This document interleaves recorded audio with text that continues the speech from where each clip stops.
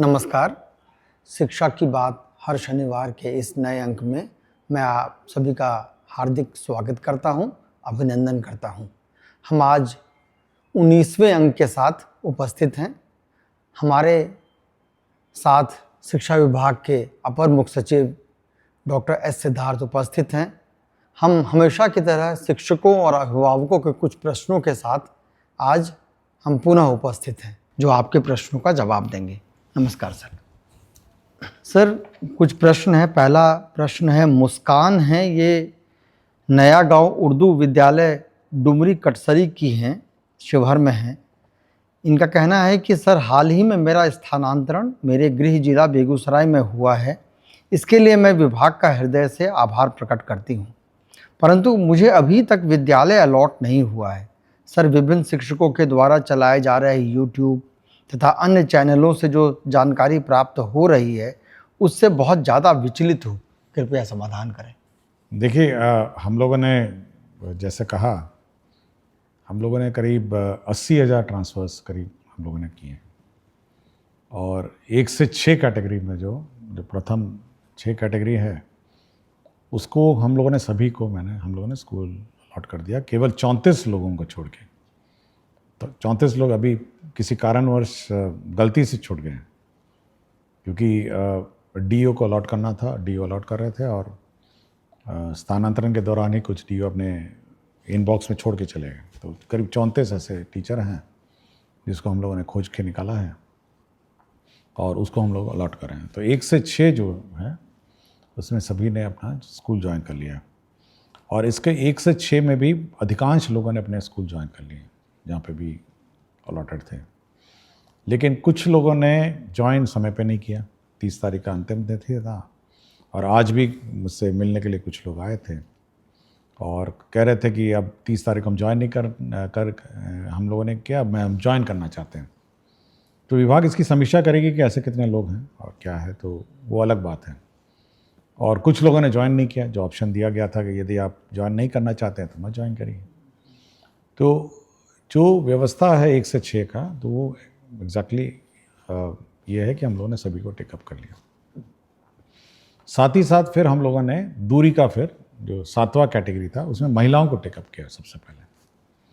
और महिलाओं में सबसे पहले हम लोगों ने 1 से 5 का हम लोगों ने अलॉटमेंट किया, 1 to 5 का। और 1 to 5 करते करते हम लोगों ने जब इंटर डिस्ट्रिक्ट अलॉटमेंट की प्रक्रिया हम लोगों ने शुरू की, तो कुछ रेशोज़ तो हम लोग बैठ गए। मतलब एक टीचर इधर से गए, दूसरे जगह गए, दूसरे से तीसरे जगह गए। लेकिन उसमें भी करीब कुछ संख्या एक टीचर्स की, कुछ स्कूलों की है जहाँ पे हम लोग को अचानक पता चला कि वहाँ पे स्कूल बंद होने वाले हैं। तो हम लोगों ने उस ज़िला तो अलॉट कर दिया। हम लोग नहीं चाहते थे कि कुछ को स्कूल अलॉट कर दें और कुछ को ज़िला भी नहीं अलॉट करें। तो हम लोगों ने ज़िला अलॉट कर दिया, और हम लोग इस व्यवस्था में मैनेज करने में है कि कुछ टीचर्स वहाँ जब जाएंगे तब हम लोग उस टीचर्स को रिलीव कर देंगे। तो ये प्रक्रिया ऑनगोइंग है कि धीरे धीरे। और इसी में भी आप देखेंगे कि हम लोगों ने TRE 3 में जो बचे हुए कैंडिडेट्स हैं उनका काउंसलिंग शुरू किया। उसके बाद डीलेड एमएड वाला जो केस मुकदमे से जो अभ्यर्थी आए हैं 150 और 1,500, वो भी आ रहे हैं। तो ये सब जो ज्वाइन करेंगे, तो ये सारे जो जहाँ पर एक संभावना थी कि टीचर्स मतलब स्कूल बंद हो जाएंगे, तो वहाँ पे पोस्टिंग करते हुए इनको रिलीव करेंगे। और मोस्टली ये जो 1 से 5 वाले टीचर हैं, ये बहुत ही पैनिक हो रहे हैं कि अब क्या होगा। तो ये जब आपको जिला ही अलॉट हो गया, तो आप थोड़ा वेट कर सकते हैं कि भाई हम लोग कोशिश कर रहे हैं कि पठन पाठन इफेक्ट ना हो, और टीचर्स पोस्टिंग के बाद आपको वहाँ से रिलीव कर देंगे, तभी हम लोग स्कूल अलॉट करेंगे। साथ ही साथ एक टीचर आपके यहाँ जाएगा और एक टीचर आप रिलीव हो जाएंगे। तो ये 7वां कैटेगरी हम लोगों ने ये किया है। और अब आप पूछेंगे कि 7वां पुरुष का क्या होगा। तो हम लोग ये वर्कआउट कर रहे हैं कि सबसे प्रथम जो लॉट होगा वो लॉट होगा जहाँ पर टीचर्स ज़्यादा हैं। जिन जिलों में वहाँ के पुरुषों को हम लोग जहाँ पे टीचर्स कम हैं उस ज़िले में शिफ्ट करेंगे। और आपको मैं जानकारी दे दूंगा कि जब 1 से 5 का आज हम लोगों ने PTR देखा, स्टूडेंट टीचर रेशो पूरे राज्य का, तो ऐसे भी ज़िले हैं जहाँ 13 बच्चों पर एक टीचर है, और ऐसे भी ज़िले हैं जहाँ 44 बच्चों पर एक टीचर है। मैं ज़िलों का नाम नहीं लूँगा, लेकिन ये इसको नॉर्मलाइज करना भी एक बड़ा चैलेंज हो गया है। तो हम लोग कोशिश में हैं कि जहाँ पर टीचर्स ज़्यादा हैं और जहाँ पर टीचर्स कम हैं, यदि पुरुषों ने वहाँ के लिए ऑप्ट किया है तो वहाँ पे हम लोग उनकी स्वेच्छा अनुसार वहाँ पे हम लोग ट्रांसफ़र कर देंगे। तो ये पुरुषों का एक्सरसाइज भी हम लोग कर रहे हैं। और फिर धीरे धीरे जो महिलाओं का भी इशू रह जाएगा, जो मतलब बाकी पुरुषों का रह जाएगा, तो ये इस पर निर्भरता रहेगी कि कहाँ पे टीचर्स कम हैं और कहाँ पे टीचर्स ज़्यादा हैं, उसके आधार पर उसको हम लोग टेकअप करेंगे। तो पुरुषों को हम लोगों ने नहीं छोड़ा, पुरुषों पर भी हम लोग एक्सरसाइज कर रहे हैं। और बीच बीच में यूट्यूब और फेसबुक और सोशल मीडिया अचानक पैनिक टीचरों में क्रिएट कर देते हैं कि लगता है अब ट्रांसफ़र रुक जाएगा। देखिए, हम लोग कंटिन्यूसली इस पर काम करते रहते हैं, और मेरी टीम है, मेरे ऑफिसर्स हैं, कंटिन्यूसली सबको एक काम दिया है। कुछ को पुरुषों का दिया है, कुछ को महिलाओं का दिया है, कुछ को 1 से 6 का जो इश्यूज़ हैं उसको सेटल करने का दिया है। तो ये पैनिक कभी नहीं होना चाहिए। और हम लोग का ऑफिशियल चैनल है, सरकारी चैनल है, हम लोग शिक्षा की बात करते हैं। और जब भी हम लोग प्रेस रिलीज़ करते हैं, एक ऑफिशियल प्रेस रिलीज, इसको इंटरप्रेट करने की कोशिश मत करिए। होता है कि अचानक आप इंटरप्रेट उसको करते हैं। हम लोगों ने जैसे ऐच्छिक स्थानांतरण दिया, ये एक ऑप्शन था, आप ऑप्शन मतलब चुनिए या नहीं चुनिए, लेकिन उसको इंटरप्रेट करने लगा कि लगता है कि अब ऐच्छिक स्थानांतरण होगा और कोई स्थानांतरण नहीं हुआ। ये कभी हम लोगों ने नहीं कहा ये बात। तो हमेशा देखिए, जब हम लोग प्रेस रिलीजेस देते हैं, आप थोड़ा इंतज़ार करिए, आप और इंटरप्रेट करने की कोशिश मत करिए। हमारा ऑफिशियल चैनल्स हैं जिस पर हम लोग अपना क्लैरिफिकेशन देते हैं, और हम चाहते हैं कि ये पूरी व्यवस्था ट्रांसपेरेंट हो और टीचर्स को जानकारी हो कि उनके साथ क्या हो रहा है। कोई बात हम छुपा के नहीं रखना चाहते हैं कि भाई हम छुपा के रखे हुए हैं, और मतलब हम लोग अन्यथा बोलना नहीं चाहते। हमने आपको बता दिया कि 34 लोग, हम लोगों से गलती हो गई, छूट गया थे। हम लोग जिसको खोज के निकाले थे, जिनको 1 से 6 कैटेगरी में, जिनको जिला अलॉटेड है, स्कूल अलॉटेड नहीं है, कर रहे हैं। और जो लोग अब कुछ लोगों ने मुझसे पूछा, अचानक बहुत सारे मैसेजेस आए कि सर अंतर जिला वाले को तो आपने पास कर दिया और बाहर वाले ज़िले को आपने छोड़ दिया है। देखिए, टीचरों को समझना भी ये चाहिए। देखिए, सीनियरिटी जब टीचरों की लिखी जाती है, तो जब आप किसी अन्य ज़िले में जाते हैं तो आपकी सीनियरिटी उस ज़िले के टीचरों के सीनियरिटी सबसे नीचे हो जाती है। ये भी समझना चाहिए। और प्राथमिकता हमेशा उस ज़िले के अंदर इनसाइडर टीचर की है, और आपकी प्राथमिकता उसके बाद आती है, क्योंकि आप उस ज़िले के अंदर जा रहे हैं। तो अचानक ये भी पैनिक हो गया कि देखिए, उसको तो कर दिए, हमको छोड़ दिए, हमको टेकअप किए तो उसको छोड़ दिए।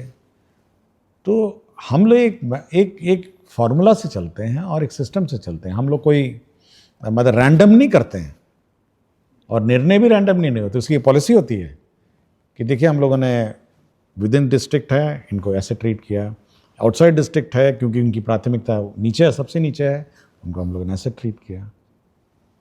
तो ये सब हम लोग देखते हैं। तो कभी भी टीचर को ये नहीं सोचना चाहिए कि हम पक्षपात करते हैं या कोई रैंडम व्यवस्था करते हैं। हम लोग जो ट्रीटमेंट किसी एक कैटेगरी टीचर के साथ करते हैं, वही ट्रीटमेंट हम लोग बी कैटेगरी टीचर से।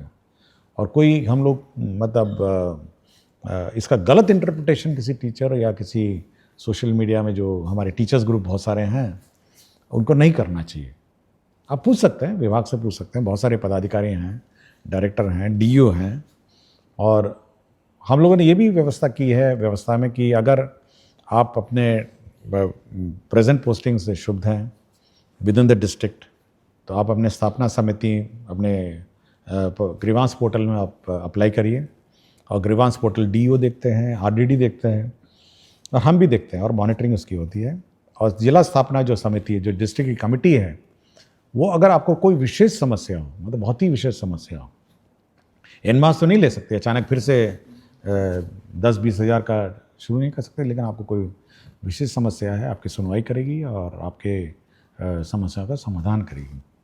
और मैं बार बार यही बात कहता हूँ और हर फोरम पे यही कहता हूँ कि टीचर्स की सुविधा तो हम लोग कंसिडर करते हैं, लेकिन बच्चों की असुविधा हम लोग मतलब क्रिएट नहीं करना चाहते हैं।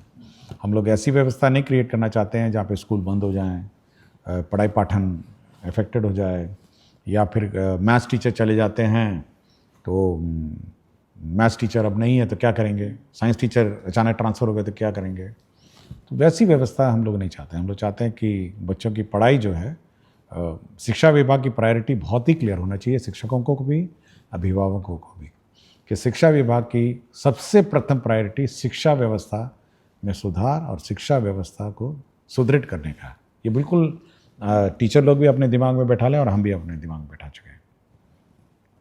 उसके बाद आता है हमारे टीचर्स का कंफर्ट और अपने टीचर्स की सुविधा। ये ऊपर ओवरराइड नहीं कर सकता है कि हम अचानक टीचरों को रिलीव कर दें और स्कूल बंद कर दें। नो, ये हम लोग नहीं कर सकते। शिक्षा व्यवस्था, सरकार 22% बजट इसलिए देती है कि हमारे बच्चे पढ़ें, हमारे बच्चों को अच्छी पढ़ाई हो, और इसीलिए सरकार ने बहाल किया है विभिन्न स्कूलों के लिए टीचर्स की पढ़ाई सुचारू रूप से चले। हाँ, आप लोगों को कठिनाई हुई है, बहुत सारे पोस्टिंग रैंडम पूर्व के सालों में हुए हैं। हम लोग उसको रिजॉल्व करने की कोशिश में लगे हैं, और इसमें पेशेंस होना चाहिए और थोड़ा सब्र करना चाहिए टीचरों का। अगर किसी का कोई इशू है तो उसकी सुनवाई होगी और उसका रिजॉल्व होगा, लेकिन अचानक पैनिक नहीं होना चाहिए कि अचानक कोई अब नहीं, ये नहीं होगा, वो नहीं होगा। ये थोड़ा पैनिक टीचरों में नहीं होना चाहिए। आपको अपने पठन पाठन में ध्यान दीजिए और धीरे धीरे आपकी एक एक बात की सुनवाई होगी। और जहाँ तक यथासंभव, मैं बात बोलता हूँ, यथासंभव हम लोग आपका ख्याल रखेंगे, लेकिन आप अपने शैक्षणिक व्यवस्था और पढ़ाई व्यवस्था सुदृढ़ रखें और यह सुनिश्चित करें कि आपके विद्यालय में पढ़ाई। बहुत बहुत धन्यवाद सर। मैडम मुस्कान के माध्यम से ही, सवाल के माध्यम से ही आपने बहुत विस्तार से बताया है, और मुझे लगता है कि बाकी शिक्षकों के लिए भी ये बहुत लाभप्रद है। सर, दूसरा प्रश्न है, प्रिंस तिवारी हैं, वैशाली जिला के पातेपुर ब्लॉक के, ये संस्कृत के अध्यापक हैं। इनका कहना है कि संस्कृत में मैं बच्चों को आगे बढ़ता देखना चाहता हूँ, पर उन्हें लगता है कि संस्कृत से उनका कुछ नहीं होगा, जबकि संस्कृत के पाठ्यक्रम में वेद मंत्र, वैदिक साहित्य और वेदांत हैं। ज्ञान, संस्कृत, दर्शन और वैज्ञानिक चेतना वाली भाषा संस्कृत से बच्चों को कैसे जोड़ा जाए, मार्गदर्शन चाहता हूँ। देखिए, आपको जानकारी होगा, हम लोगों ने संस्कृत बोर्ड के अध्यक्ष की भी नियुक्ति हाल ही में की है, और हम लोग डिस्कशन भी कर रहे थे। कल की बैठक में मैं बात भी कर रहा था कि कैसे संस्कृत शिक्षा को और सुधार किया जाए, और यह सबसे पुरानी हमारी भाषा है, और हमारे धर्म ग्रंथ भी इसी भाषा में लिखे गए हैं, हमारे वेद और पुराण जो भी कही गई है, और बहुत सारी भाषाओं की ये मतलब ये बेस भाषा है, मतलब इस पर बहुत सारी भाषाएं हैं इस देश की, इसके ऊपर बनाई गई। इसलिए ये बहुत ही हमारे लिए मतलब इम्पॉर्टेंट भाषा है, और हम लोग के दिल के करीब है, ये इम्पॉर्टेंट है। और एक तो जैसे बहुत सारे वेद मंत्र और ये सब में तो है ही है, लेकिन बहुत सारी सरकारी नौकरियों में भी आजकल संस्कृत एक बहुत इम्पॉर्टेंट, यूपीएससी में है आपकी संस्कृत भाषा है, आर्मी में बहुत सारे नौकरियां हैं, साथ ही साथ शैक्षणिक संस्थाओं में भी ये संस्कृत भाषा में नौकरियां हैं, और साथ ही साथ ये बहुत ही कंप्यूटर फ्रेंडली भाषा है। ये इतनी मैथमेटिकल है कि ये कंप्यूटर फ्रेंडली भाषा है, इसलिए बहुत सारे मैं कहीं पढ़ रहा था कि कुछ लोग नासा में भी संस्कृत पे पेपर लिखे हैं, मैं जस्ट पढ़ रहा था। लेकिन ये बहुत ही महत्वपूर्ण भाषा है, और ये हम लोग के दिल के करीब, और ये बहुत ही आदर से हम लोग को इसको पढ़ना चाहिए और इंटरेस्ट लेना चाहिए। शुक्रिया सर। एक हैं पुनीता कुमारी, राजकीय मध्य विद्यालय कोटवा गोपालगंज की हैं। इनका कहना है कि सर्वप्रथम आपके द्वारा किए गए बेहतरीन कार्यों हेतु आपको साधुवाद दे रही हैं सर। महोदय, आपके द्वारा अभिभावक गोष्ठी को लेकर एक कैलेंडर जारी किया गया है जो बेहद सराहनीय और प्रशंसनीय है। महोदय, क्या उक्त कैलेंडर को सभी विद्यालयों के सूचना पट पर लगाया जा सकता है, जिससे कि अभिभावकों को पूर्व से ही गोष्ठी के संबंध में सूचना मिल सके? यह अत्यंत लाभकारी सिद्ध होगा।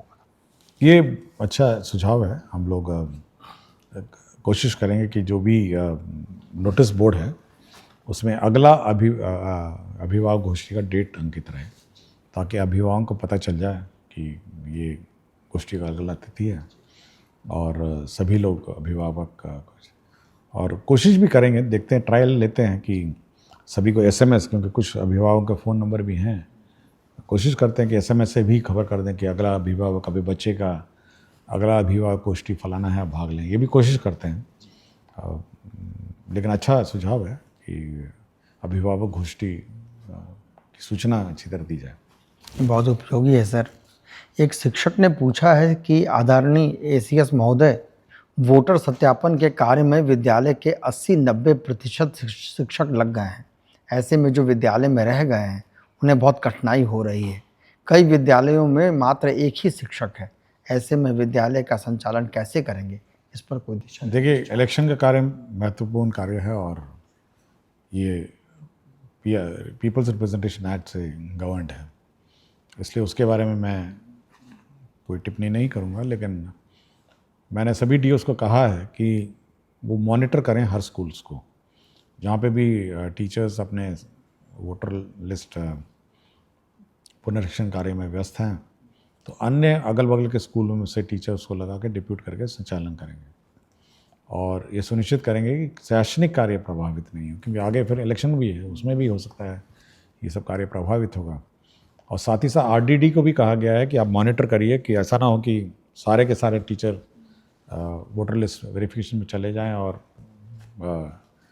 शैक्षणिक कार्य प्रभावित हो। अगल बगल पंचायत में, उसी पंचायत के टीचरों को डिप्यूट करके उसको काम शुरू किया जाए और सुनिश्चित किया जाए कि शैक्षणिक कार्य प्रभावित हो। शुक्रिया सर।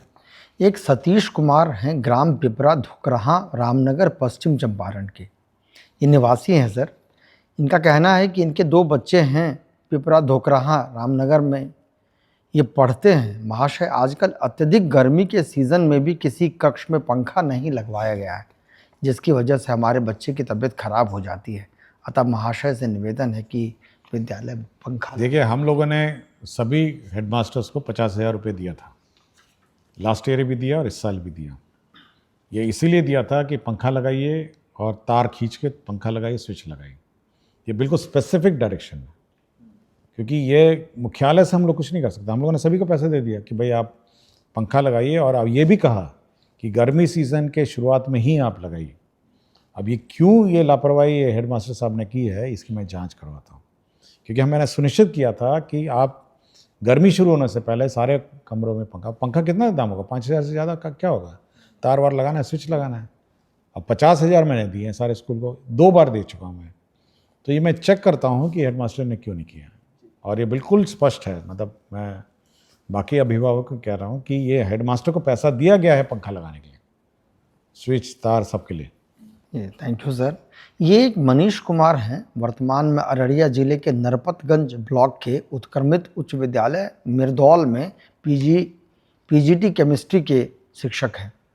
इन्होंने कहा है कि मैंने अपनी पढ़ाई IIT पल्लाक्कड़ केरला से की है। उसके पश्चात PW कैरियर पॉइंट जैसे बड़े कोचिंग संस्थानों में केमिस्ट्री फैकल्टी के रूप में 1 लाख रुपए से अधिक की महीने की सैलरी छोड़कर सरकारी विद्यालय में शिक्षण प्रारंभ किया, ताकि आर्थिक स्थिति से जूझ रहे बच्चों के JEE नीट जैसे परीक्षा को पास करने में बाधा न आए।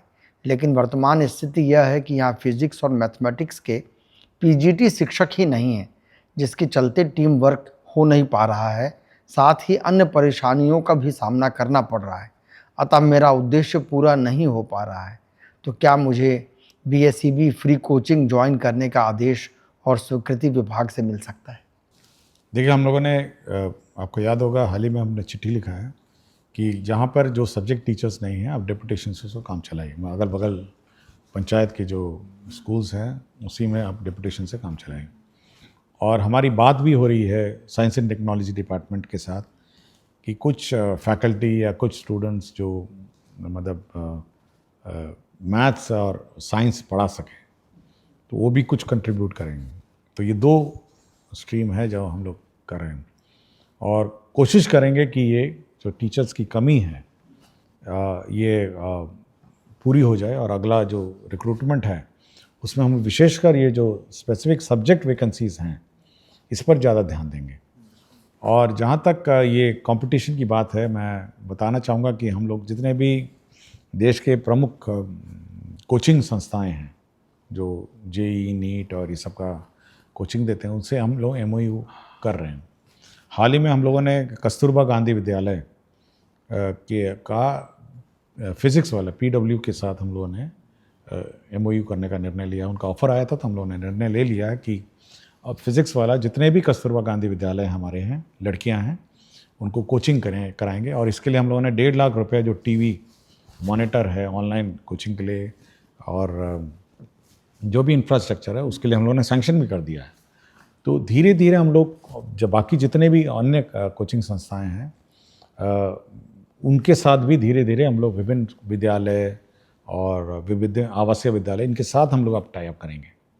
तो कंपटीशन तो राज्य सरकार चाहती है कि हमारे बच्चे कंपटीशन की तैयारी करें और ये अच्छी बात है। इस प्रकार के जो टीचर हैं मैं तो हैरान था कि IIT कोझिकोड से हैं ना, पलक्कड़ से हैं।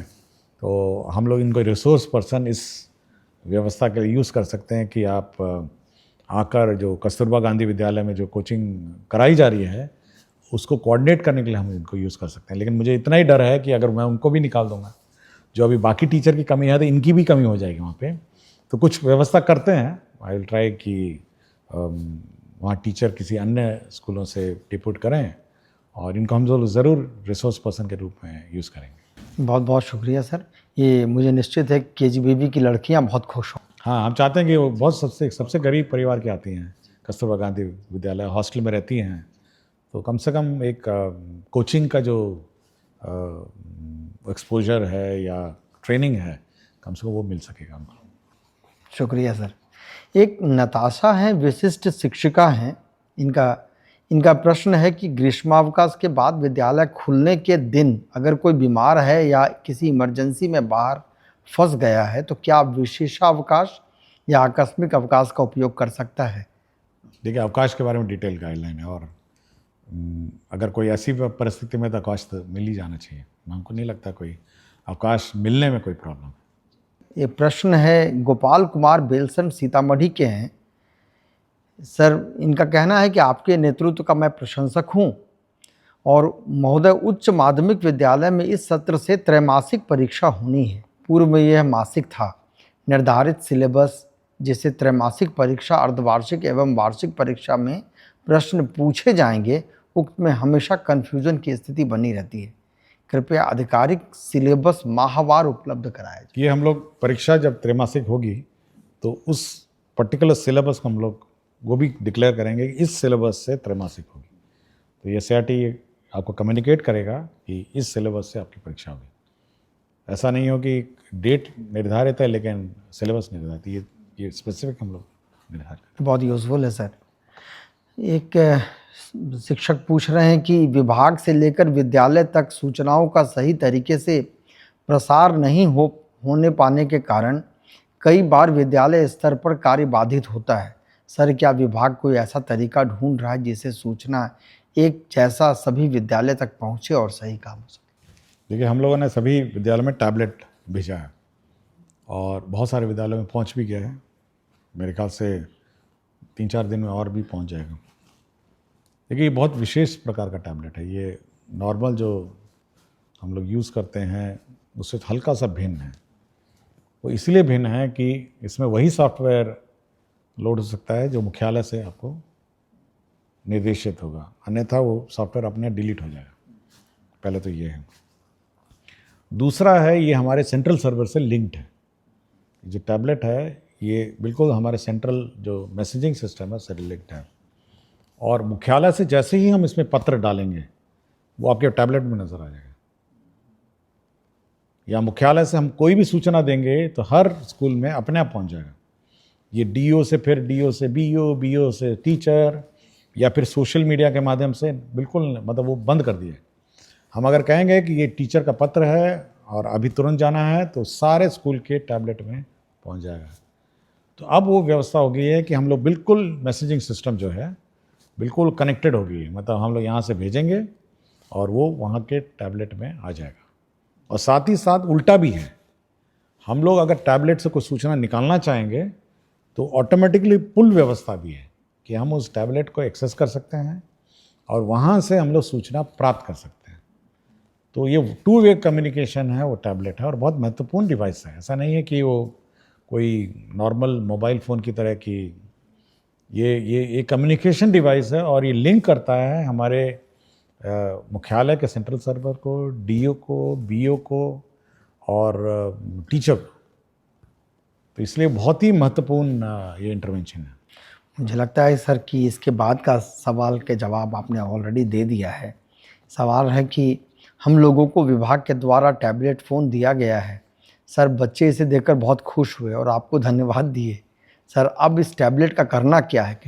नहीं, ये बच्चों के लिए नहीं था। नहीं, ये बच्चों के लिए नहीं है बिल्कुल। अब मैंने एक फ़ोटो देखा था जिसमें बच्चों ने मुझे ही धन्यवाद दे दिया, तो मैं पूछा भी कि भाई ये तो बच्चों के पास जाना नहीं था, ये बच्चे इसको लेके क्या कर रहे हैं। देखिए जो टैबलेट है वो पहले एक तो हेडमास्टर के पास रहेगा, फिर दूसरा टैबलेट जो है वो दूसरा टैबलेट प्रभारी है, तो तीसरा टैबलेट प्रभारी है।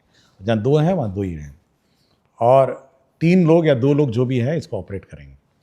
और ये कम्युनिकेशन सिस्टम है शिक्षा विभाग का मुख्यालय और स्कूल का बीच का।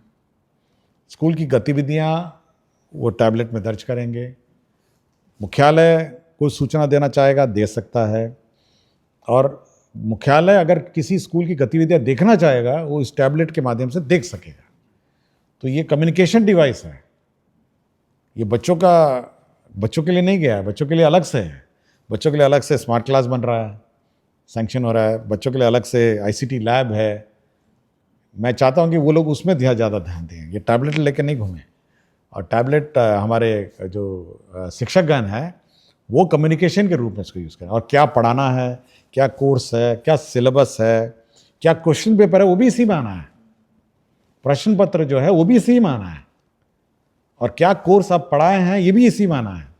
कितने बच्चे उपस्थित हैं ये भी आना है। तो ये बहुत महत्वपूर्ण डिवाइस है। ये इसको मतलब ये होलिस्टिक मॉनिटरिंग सिस्टम है विद्यालयों का।